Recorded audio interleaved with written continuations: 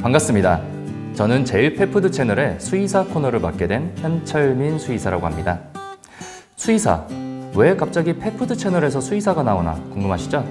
제일펫푸드 채널에서는 마케팅 용도가 아닌 순수하게 정보 전달을 위해서 이러한 수의사 코너를 기획을 했다고 합니다. 저 또한 이러한 올바른 정보 제공에 뜻을 함께하는 사람으로서 이번 기회에 해당 코너를 맡게 되었습니다.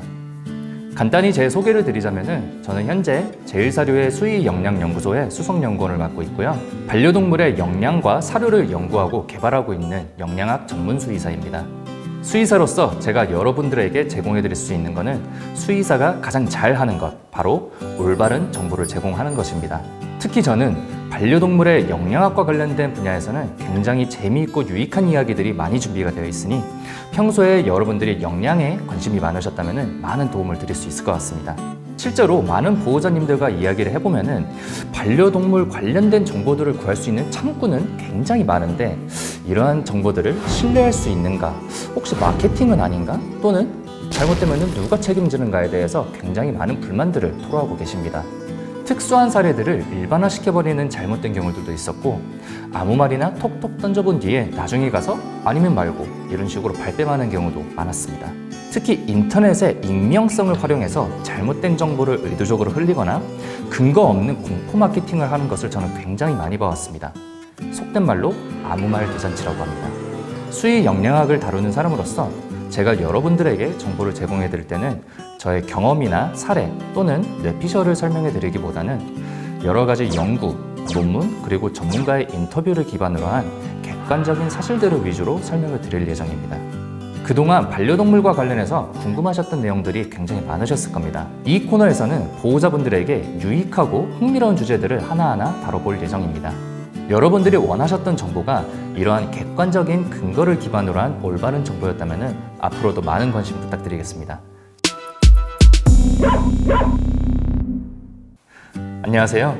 제일펫푸드 채널의 수의사 코너를 맡고 있는 현철민 수의사라고 합니다. 지난 몇 개월간 코로나19 바이러스로 인해서 우리의 삶 전반적으로 모두가 바뀌고 있습니다. 직장 생활이 변하고 학교 생활이 변하고 그리고 경제 활동이 변하고 있습니다. 역대급 유행병이 우리의 삶을 바꿔놓고 있는 동안 과연 반려동물에서는 이 코로나19가 어떤 영향을 주고 있는지 궁금하신 분들이 많으실 거라 생각합니다. 오늘은 이 코로나19 바이러스의 반려동물 감염에 대해서 알아보는 시간을 가지도록 하겠습니다. 사실 코로나 바이러스 자체는 우리 주변에서 매우 흔히 발견되고 있는 바이러스 중 하나입니다. 돼지, 소, 말, 낙타, 고양이, 개, 설치류, 조류, 박쥐, 토끼, 페렛, 밍크 그리고 다양한 야생동물들이 이러한 코로나 바이러스의 감염증이 발견되고 있습니다. 즉, 우리가 밀접하게 공생하고 있는 여러 가지 동물들에서는 이러한 코로나 바이러스가 발견이 되고 있다는 겁니다. 개에서는 열심히 백신을 맞추는 바이러스이기도 하고 고양이에서는 그 유명한 전염성 복막염 그 원인으로 지목되는 코로나 바이러스이기 때문에 아마도 반려인들께서는 이 바이러스의 이름에 대해서는 한 번씩은 들어보셨을 거라 생각이 듭니다. 그럼에도 불구하고 지금까지 우리 인류가 크게 걱정을 하지 않았던 이유는 코로나 바이러스의 종류가 무수히 많고 그 특정 코로나 바이러스가 감염시킬 수 있는 숙주의 종이 정해져 있기 때문입니다. 현재 코로나 바이러스는 알파, 베타, 감마, 델타 이렇게 4가지로 나뉘고 있고 그 안에서도 하부류가 있을 정도로 종류가 굉장히 많습니다.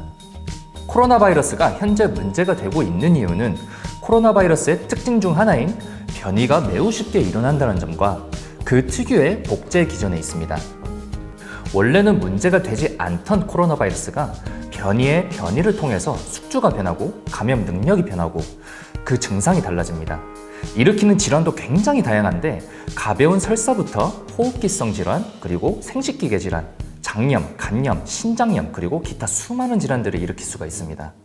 자, 지금부터는 현재까지 알려진 코로나19의 동물 감염 사례들에 대해서 소개를 해드리도록 하겠습니다. 2020년 3월 5일에는 홍콩에서 반려견의 코로나19 최초 감염 케이스가 발표됐습니다. 코로나19 확진자인 60세의 보호자가 키우던 17세 포메라니안이 검사 결과 약한 양성이 나온 것입니다.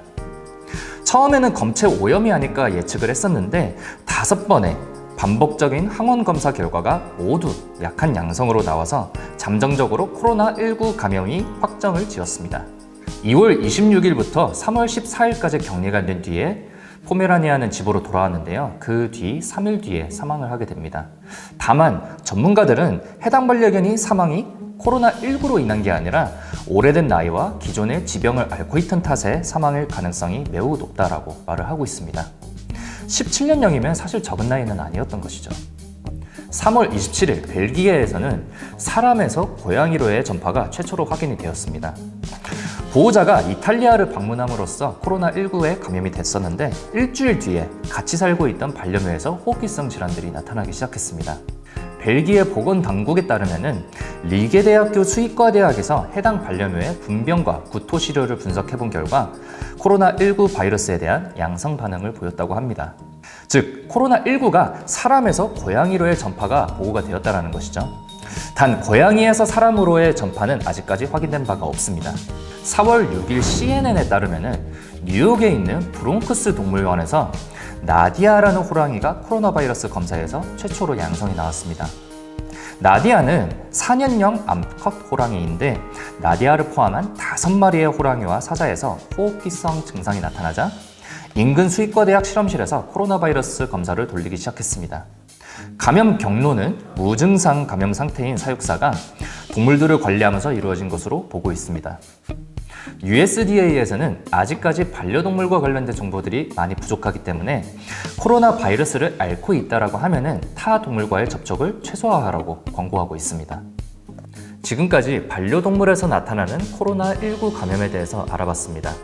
아직까지도 많은 정보가 부족하지만 지금까지 밝혀진 명백한 사실들만을 조금 추려서 말씀을 드리자면은 반려동물에서도 코로나19 바이러스에 감염이 될 수가 있고 특히 고양이과 동물들에게서 감수성이 조금 더 높다는 것을 알 수 있었습니다. 단, 이러한 모든 케이스들이 모두 사람에서 동물로 전파가 된 케이스라는 것을 강조를 드립니다. 반려동물의 감염과 관련해서 너무 공포감을 가지실 필요는 없겠지만 조심해서는 나쁠 게 전혀 없다는 것을 마지막으로 말씀을 드립니다. 본인이 만약에 코로나19 감염이 의심이 된다고 한다면 첫 번째, 반려동물의 외출을 가급적 자제를 해주시고요. 두 번째, 본인 이외의 가족원들이 반려동물들을 돌볼 수 있게끔 유도를 해주시고요. 세 번째, 어쩔 수 없이 여러분들이 직접 돌봐야 된다고 한다면 마스크와 장갑을 꼭 끼시고 관리를 해주시기 바라고요. 마지막으로 네 번째는 반려동물과의 밀접한 접촉을 피해 주시기 바랍니다. 코로나19 사태가 하루빨리 종식되길 기원하면서 이번 화를 마치도록 하겠습니다. 다음 화에는 코로나19뿐만 아니라 여러 가지 질환들에도 도움을 드릴 수 있는 면역력과 관련된 슈퍼푸드 이야기를 나누도록 하겠습니다. 지금까지 현철민 수의사였습니다. 감사합니다.